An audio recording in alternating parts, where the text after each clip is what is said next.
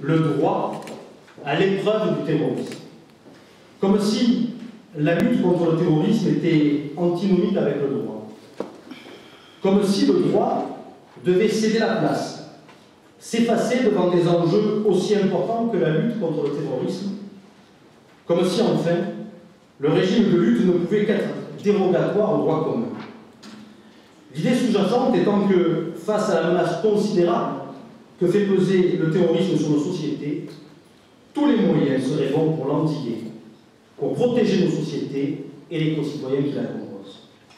Et pourtant, dans toute société qui se respecte, deux notions doivent se conjuguer. Le maintien de l'ordre public, soit, et la reconnaissance des droits fondamentaux au bénéfice de tout justiciable.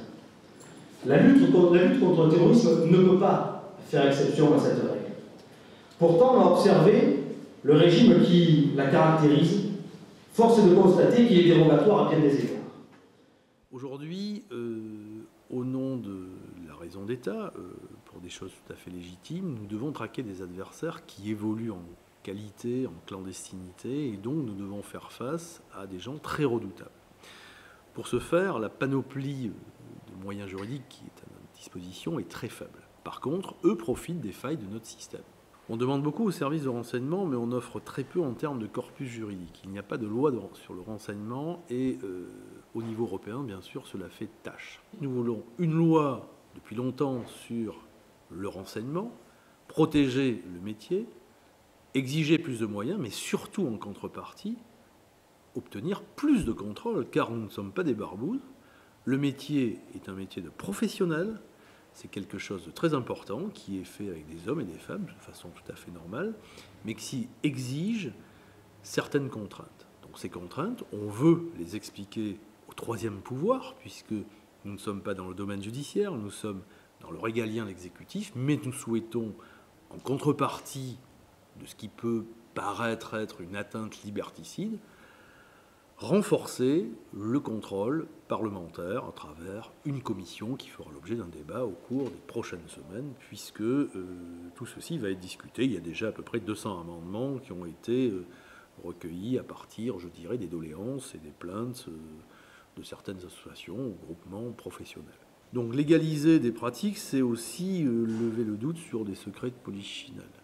En tout cas, ce qu'a autorisé le législateur dans le domaine judiciaire, nous le souhaitons également dans le domaine du renseignement. Pourquoi le renseignement? Parce qu'il faut anticiper, prévenir, détecter en amont les types de personnalités prédisposées au passage à l'acte bien avant un commencement d'exécution, voire même un simple acte matériel préparatoire qui n'est pas punissable par le code pénal.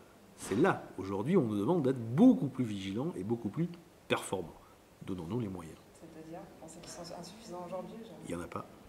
Tout est illégal. Vous posez une balise sous la voiture d'un individu qui va vous mener à une cache d'armes. Ben, si il dépose plainte contre vous et il sait que c'est vous qui l'avez mise, vous avez une plainte en bonne et due forme. Est-ce que vous trouvez ça normal dans la mesure où l'adversaire, lui, ne prend pas, bien sûr, les mêmes types de gants?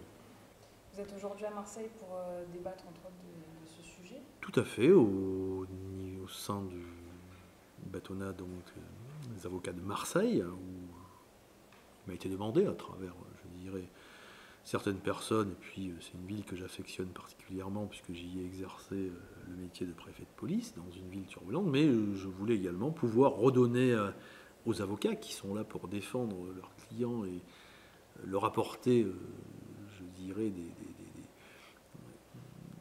certaines données techniques pour leur faire comprendre que si on demande certaines choses, mais également un contrôle, c'est qu'il y a une nécessité. Et les avocats, justement, ils mettent des doutes par rapport à cette loi? Mais les avocats sont là pour exercer leur profession et leur mission, c'est tout à fait logique. Et moi, j'ai exercé un métier pendant plusieurs années et je suis là pour le défendre parce qu'il y a encore des gens, des hommes et des femmes qui travaillent et qui prennent des risques, que ce soit sur notre territoire national ou à l'extérieur du pays, pour protéger notre société.